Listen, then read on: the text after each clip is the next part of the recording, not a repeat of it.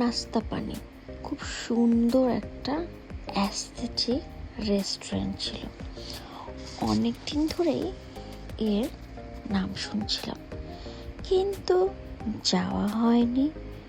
হঠাৎ করেই সুরাইয়া আপু আমাদের বাসায় আসে, তারপরে বলে চলেন যাই একটু নাস্তা পানি করে আসি। তো আমি ভাবছিলাম নাস্তা পানি করে আসি কোথায় সেটা আবার। তো পরে দেখি নাইম ভাইয়া আর মেরিসের পাপাও বাসায় চলে এসেছে।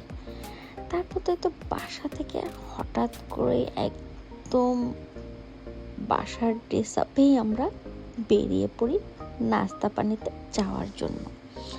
আমাদের বাসা থেকে জাস্ট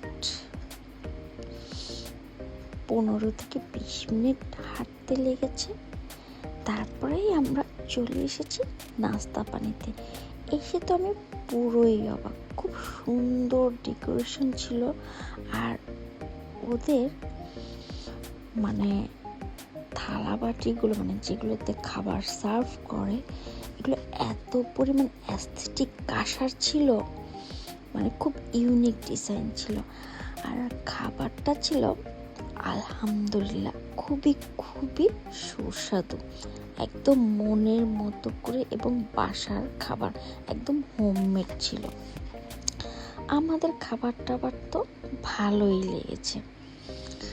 এখানে ফুচকা, চটপটি এবং বাংলাদেশের মোটামুটি সব আইটেমই ছিল। ফিরনি, হাঁসের মাংস। আমি তো হাঁসের মাংস খেয়েছি ইউকেতে এসে এই ফার্স্ট টাইম। বাংলাদেশে খাওয়া হয়েছে, বাট ইউকেতে first time.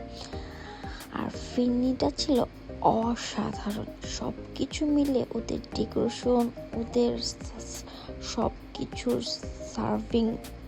Service all over আমার কাছে খুবই ভালো লেগেছে। ইনশাল্লাহ সামনে আবার যাব। আমার আর সুরাইয়াপুর ভীষণ পছন্দ হয়েছে সব কিছু।